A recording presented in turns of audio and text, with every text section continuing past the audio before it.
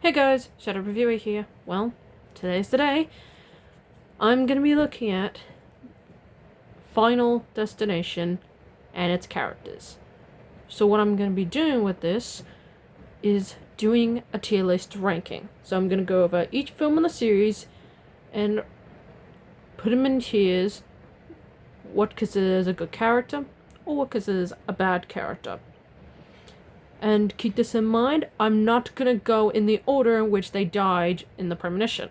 I'm gonna go randomly. And when by random, I mean alphabetical order.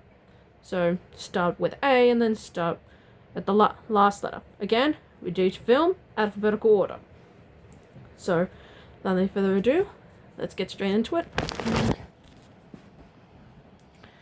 And here is the tier list. Start off with best character in the film. So what I mean by that is they're a rootable character, they're likable, and you don't want to see them die. And when they do, you feel a horrific and sad moment. Second tier, decent secondary protagonists. So they're a fun character, they have flaws, sure, but second placer, also don't want to see die, but more or less of the best character. So yeah, still decent, but could be a little better.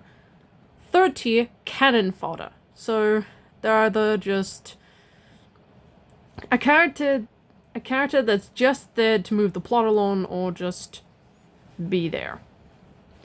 But hey, at least they'll provide a really cool death scene. Hence why it's not bland, but still a fun character, still a fun kill. Next up, bland meatbag. They're pretty boring, but not insultingly bad. They're just there to increase the body count, with a few good kills here and there. And lastly, and this is the big one, glad death took them. So what I mean by that is they're the worst character in the film, and when it comes to that death scene, you're freaking glad they are. They can either be an annoying douchebag, an absolute creep, and just overall unlikable. So those are my tier lists. So without any further ado, let's get straight into the films, starting off with the OG Final Destination from the year 2000. And here are the 7 characters in that film.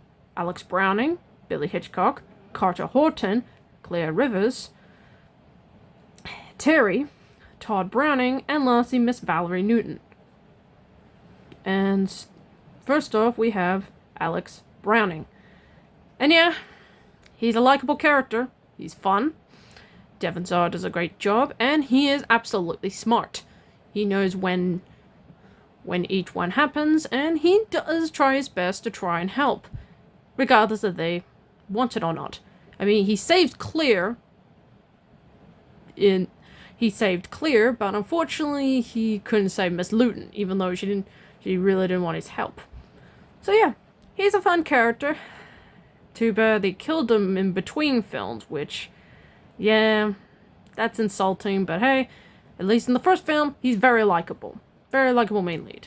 Next up, we have Billy Hitchcock. Yeah, he's pretty much cannon fodder.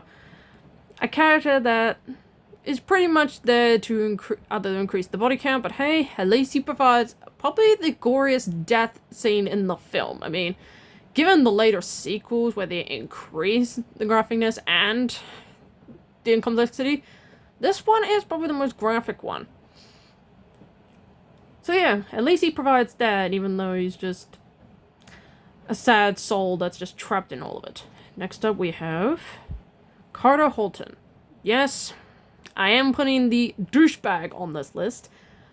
I would have put him in I'm Glad Death Took Them, but Curtis Smith actually makes the character mildly likable. Yeah, he's a douchebag to pretty much everyone around him, except Terry, but he's a likable douchebag.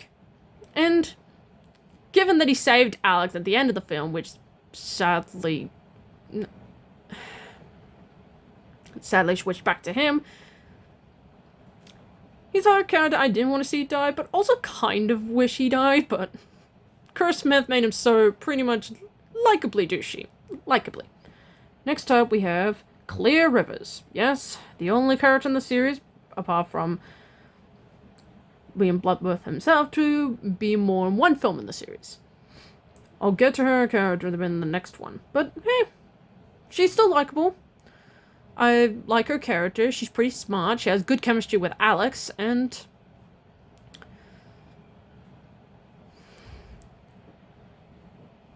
while I get more into the next movie, she's still a likable protagonist alongside Alex. Pretty much the love interest. Next up, we have Terry. Terry Channing. Yeah, I found her pretty bland. I mean, the only thing she ever does is yell at the boys for arguing and just make out with Carter.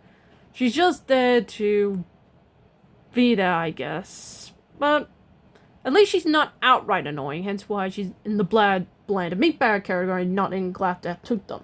I mean, she pretty much had the most shocking kill in the movie, but it was pretty much a quick cut. But hey, at least it was impactful. But still, she was just there to make out with Carter and get killed. That's pretty much it.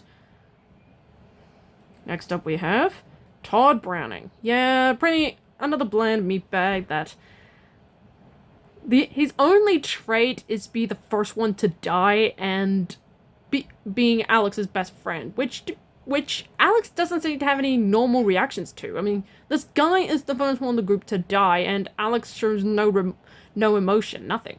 So, yeah, he's pretty bland. I just wish his death had more impact. Pun only not intended. And lastly, we have Valerie Newton. I'm sorry. I really don't like this character.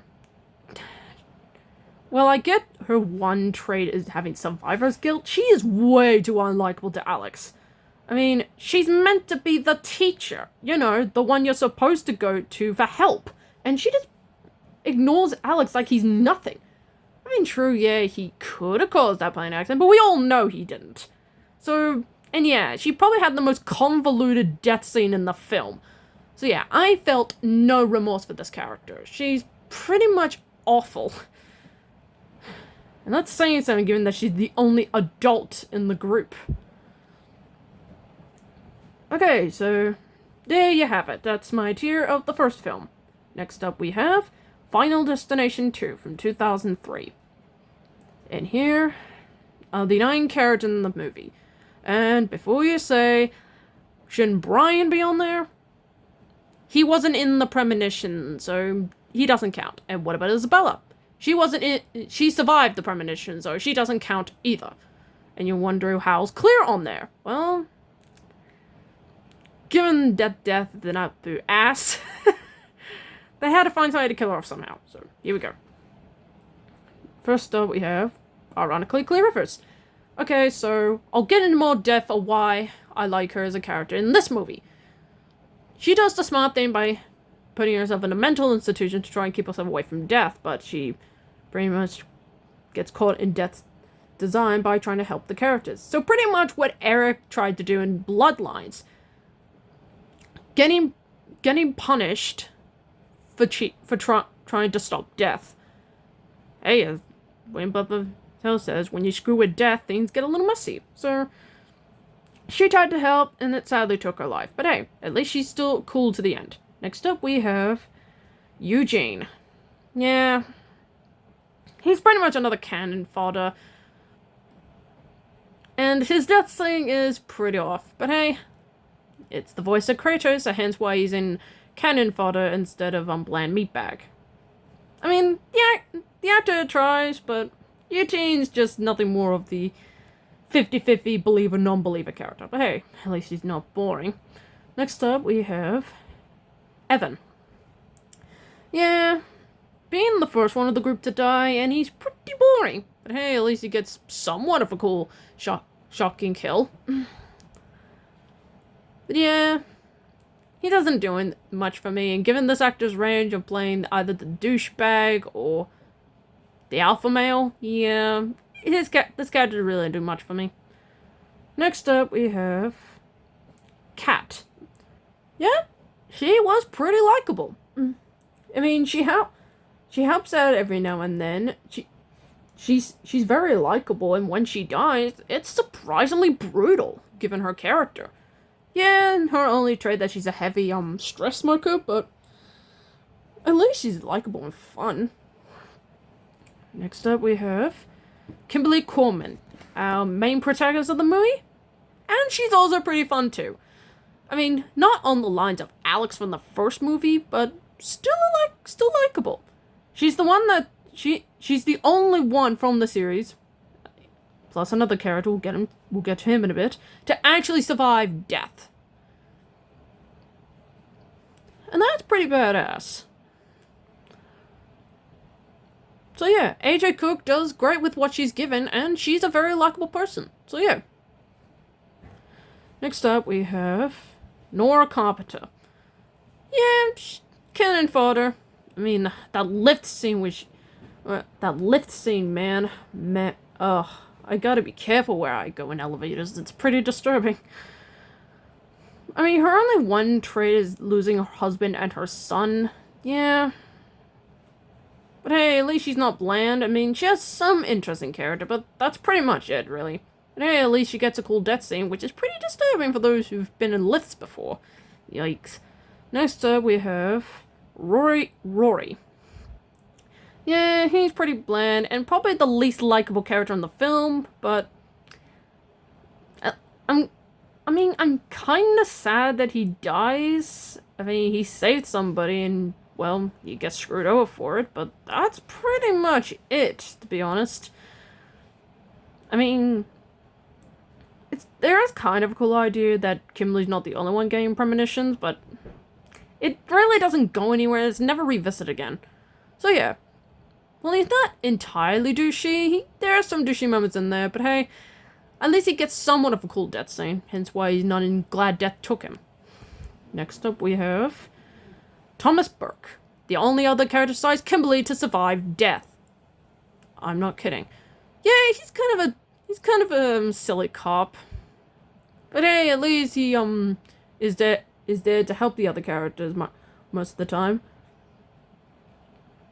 So yeah, well, there's that. I was gonna put him in decent secondary protagonist, but there's nothing much to him except he's a cop. That's it. Why put him in cannon fodder? Well, at least he's not bland. That gives it some weight. And next we have Tim Carpenter, Nora's son. And yeah, he's pretty bland. I mean, no teenager says stuff that he says, and well, he has at least he has a cool death scene. It still doesn't make up for the fact that he's pretty much a boring kid character. Don't worry, we will get a decently cool kid character later on, but for Tim, he is not exactly the most interesting. And there you have it.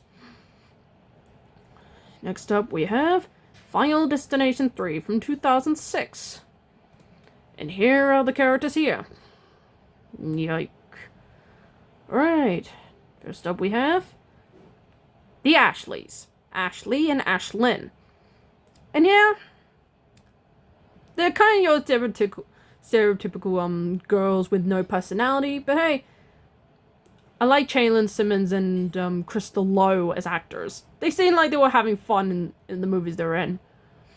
And they have one of the most memorable death scenes of the franchise. I mean, if anyone who's been in that tanning bed will know how this feels. And props to them for filming that stunt multiple times, so yeah. So yeah, while not bland meatbags, they can be a little unlikable at times, but hey, at least they get cool death scenes, and Crystal Lowe and Chaylin Simmons do excellent with what they have, so at least there's that. Next up we have Erin. Yeah, she's pretty bland, but hey, at least she gets a pretty brutal death scene, so there's that. So she's pretty much your typical goth chick with pretty much no personality. Yeah, that's all I've got here. There's nothing else to her. Next up we have Frankie.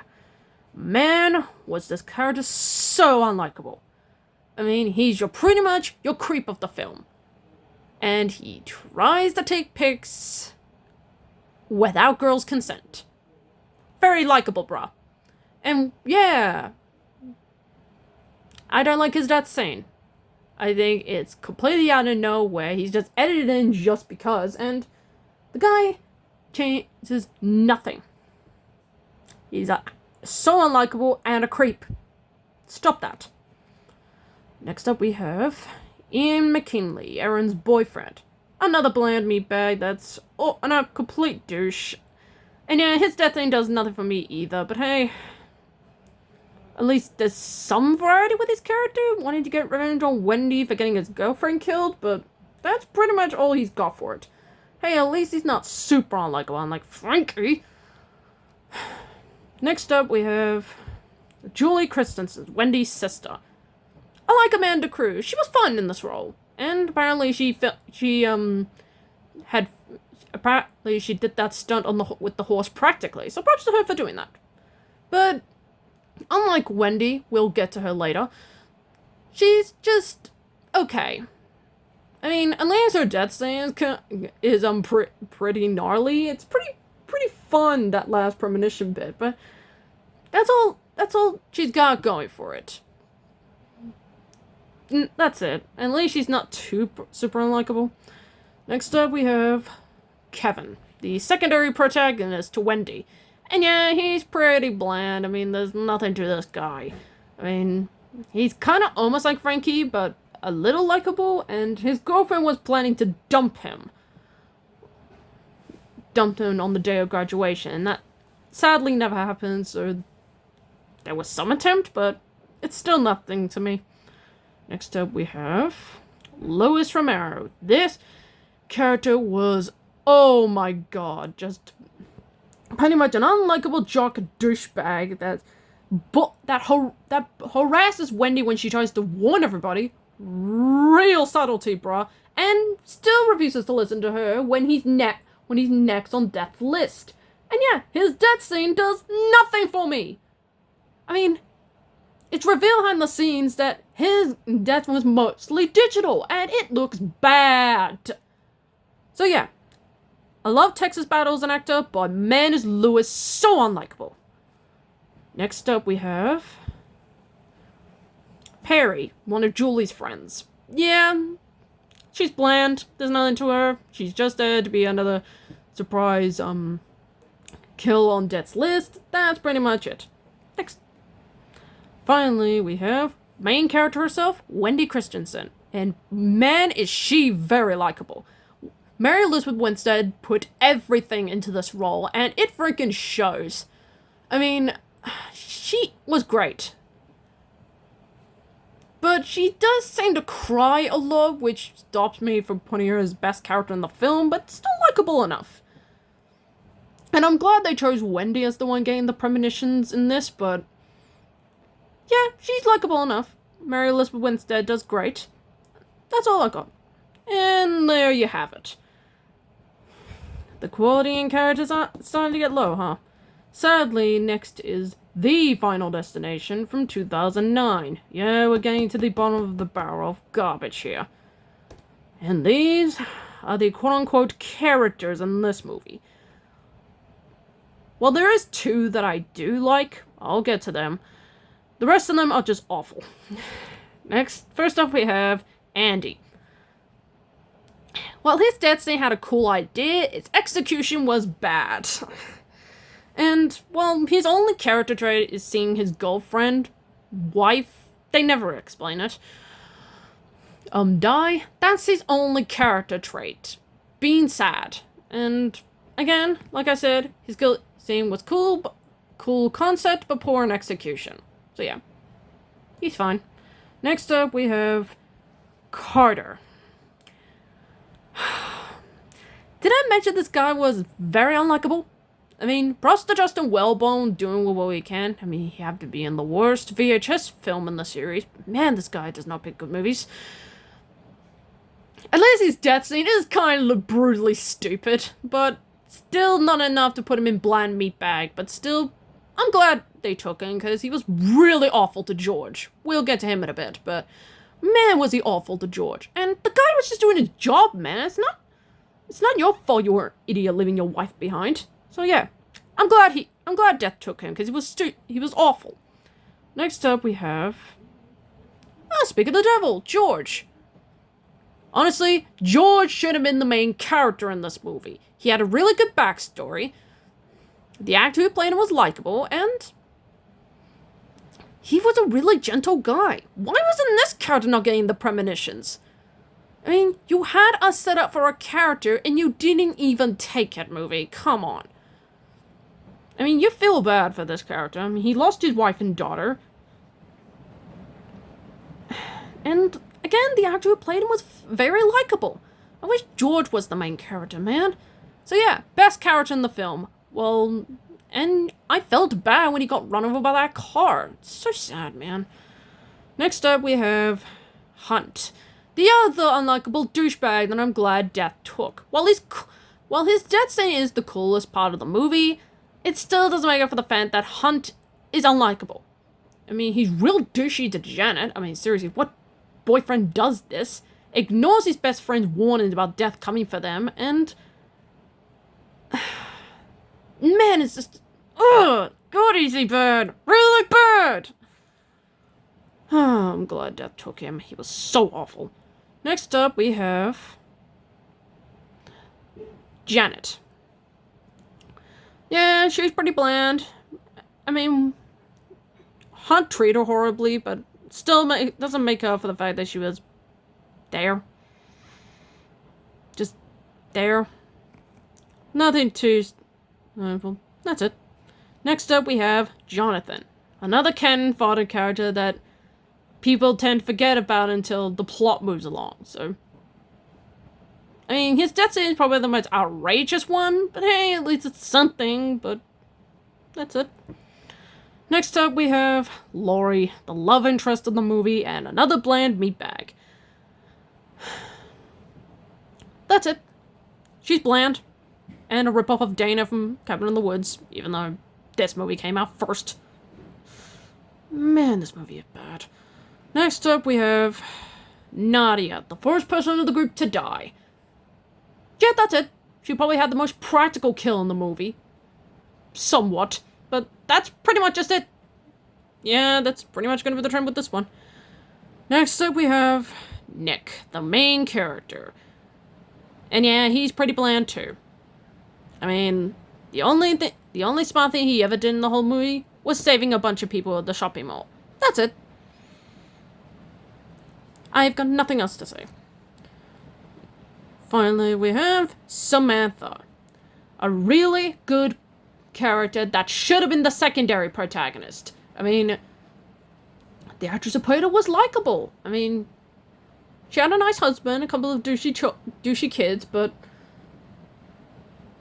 man, what they did to her was pretty dirty on this. Honestly, she should have been the secondary main character. She was pretty likable. I liked this character. And there you have it. Thank God the next two movies are good. Next up, we have Final Destination 5 in 2011. And here's the character lineup for this one. Some of them are good, and some of them meh. Alright, first up we have Candace Hooper. While she was okay, her death scene, it is gnarly, brutal, and painful. If you know the scene, you know the scene. Oh boy. I mean, she had Peter as her boyfriend. She's into gymnastics. That's kind of it. But hey, at least her death scene's pretty badass. Next up, we have Dennis. Yeah, he's probably the most blandest character in the movie. And her death scene's fine. That's all I've got. Next up, we have Isaac. Yep, we're back to the creep, and he is not making it easy to me to like him. I mean, he hits on women, and while his death scene is pretty graphic, still, him in this movie is just bleh. I mean, while the actor P.J. Burns does fine with what he's given, still doesn't make me like the character that much. Next up, we have Molly. I like Molly.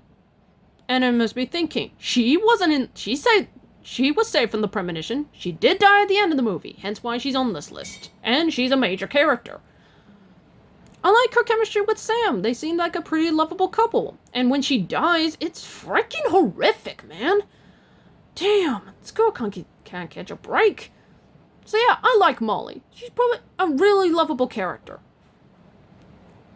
And again, her chemistry with Sam is pretty sweet. Next up, we have Nathan. Well, it is kind of a cool idea that he kind of saved himself.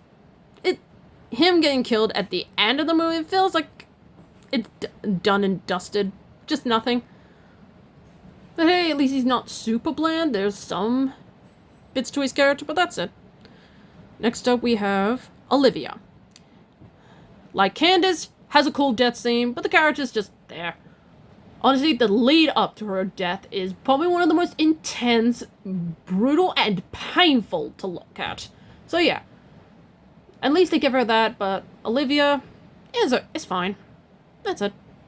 Next up, we have Peter. Man, is this guy amazing. Miles Fisher is on terms of level of intimidating that I freaking like. I mean, he pretty much snaps after Candace dies, and him trying to go Molly because she wasn't on Death's list is pretty sadistic. So yeah, I love Miles Fisher, and Peter is a pretty cool secondary antagonist. So yeah, props to him.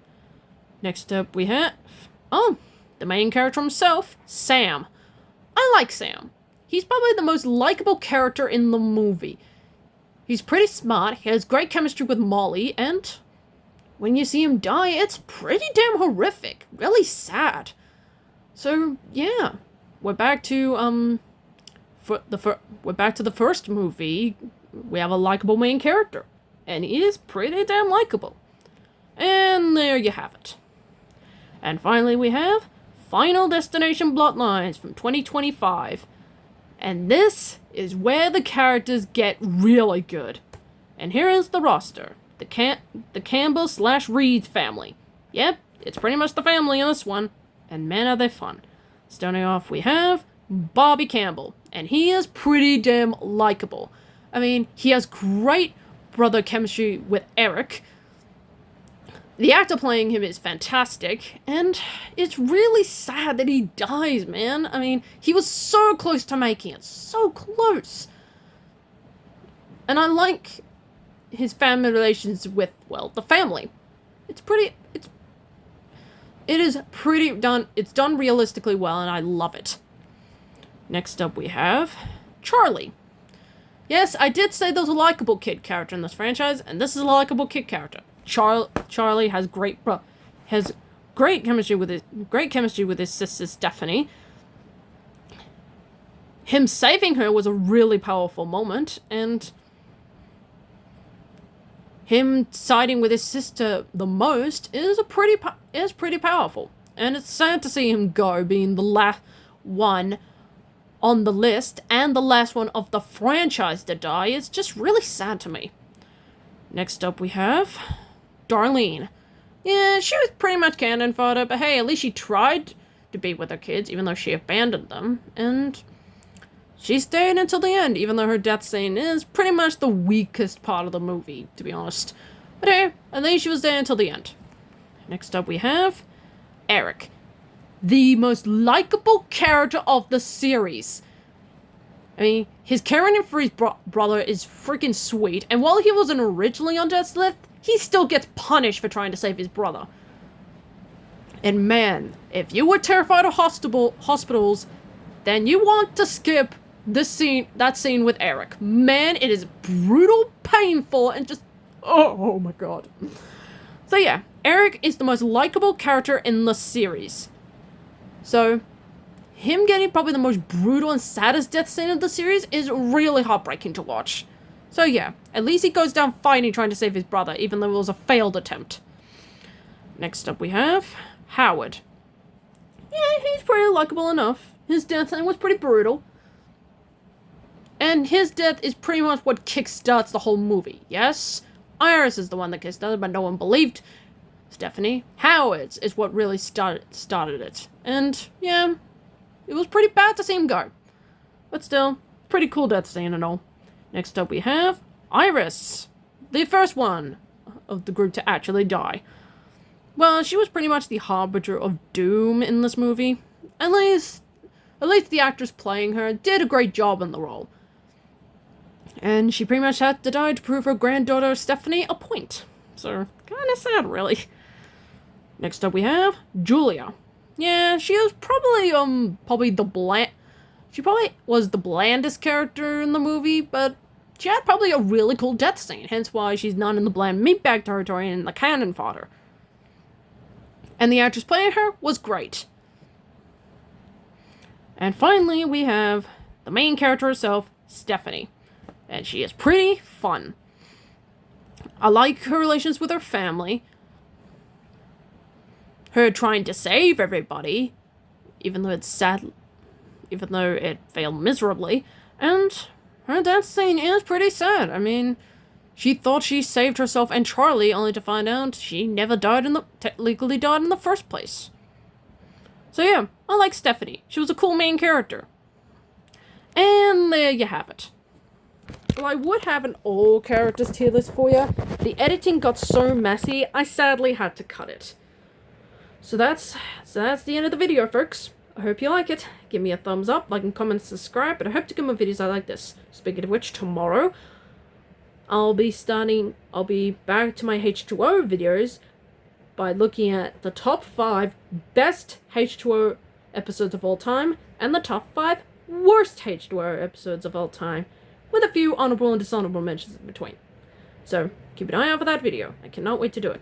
But before that, I'll be back on the Make a Mermaid's train with Season 1, Episode 15, Serena's Secret.